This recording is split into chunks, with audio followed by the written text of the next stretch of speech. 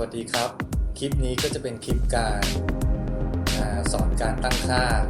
repeater นะครับหรือว่าการตรวจสัญญาณ Wi-Fi ระหว่างกล้องกับกล้องนะครับในกรณีที่ว่าเราติดกล้องทั้งหมดในเซตเนี่ยจำนวน4ตัวนะครับแล้วกล้องตัวที่4ยกตัวอย่างเช่นกล้องตัวที่4จะค่อนข้างไกลจากเครื่องของ NVR นะครับแต่ว่าเรามีกล้องตัวที่3ที่ว่าค่อนข้างใกล้เคียงกล้องตัวที่4นะครับเราก็จะสามารถใช้วิธีการ repeater ให้ทวนสัญญาณจากกล้องตัวที่3เนี่ยไปตั้งในกล้องตัวที่4ได้ซึ่งสัญญาณ Wi-Fi เนี่ยก็จะได้รับค่อนข้างดีมากกว่าที่จะให้กล้องตัวที่4เนี่ย connect กับเครื่องบันทึก NVR โดยตรงนะครับอันนี้เดี๋ยวผมก็จะมาสาธิตวิธีการใช้ repeater หรือทวนสัญญาณกล้องนะครับก่อนอื่นเลยเราก็คลิกขวาเพื่อเข้าตัวเมนูนะครับเรามาในส่วนของตัว Video Manage นะครับก็คือเป็นบรรทัดที่2นะครับซึ่งถ้าคุณสังเกตเนี่ยเราจะเห็นตัวคำว่า Repeater อยู่ด้านล่างสุดขวามือนะครับเรากดที่ Repeater ได้เลยนะครับตัวเครื่องก็จะประมวลผลเบื้องต้นของตัวกล้องทั้งหมดนะครับโอเคซึ่งก็จะโชว์มาละว่าตอนนี้กล้องตัวที่1เนี่ย Connect Wi-Fi ตรงกับ NVR กล้องตัวที่2ก็ Connect Wi-Fi ตรงกับ NVR ตัวที่4ก็ Connect Wi-Fi ตรงกับ NVR นะครับในกรณีเนี่ยเราตั้งใจจะเอากล้องตัวที่4ทวนสัญญาณต่อสัญญาณ Wi-Fi จากกล้องตัวที่3เราก็ง่ายๆเพียงกดบวกที่หลังกล้องตัวที่3นะครับ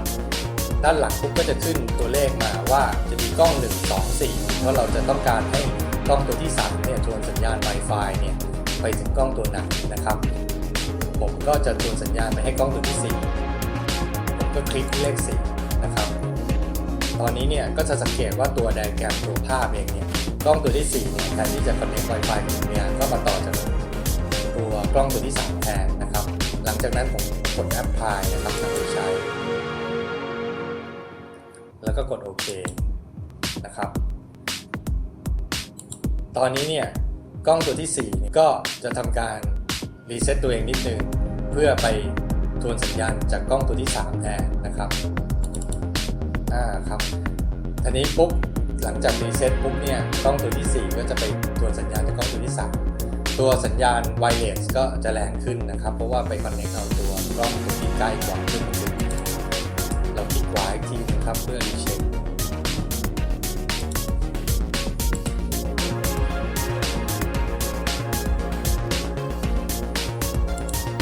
เนี่ยครับเรียบร้อยกล้องตัวที่4ก็ไปทวนสัญญาณกับกล้องตัวที่3แทน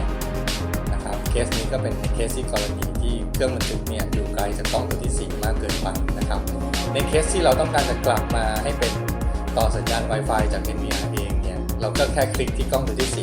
4มันก็จะกลับมาส่งสัญญาณใน NVR ตัวกล้องก็จะทำการรีบูตมาเชื่อมต่อสัญญาณ Wi-Fi กับ NVR แทนนะครับแล้วก็กด Apply อันนี้ในกรณีของการที่จะคืนค่าให้กลับมาเชื่อมต่อสัญญาณ Wi-Fi กับเครื่อง NVR นะครับกดโอเคครับอันนี้ก็จะเป็นการสาธิตวิธีการตั้งค่าการทวนสัญญาณกล้องกับกล้องหรือ repeater ครับขอบคุณครับ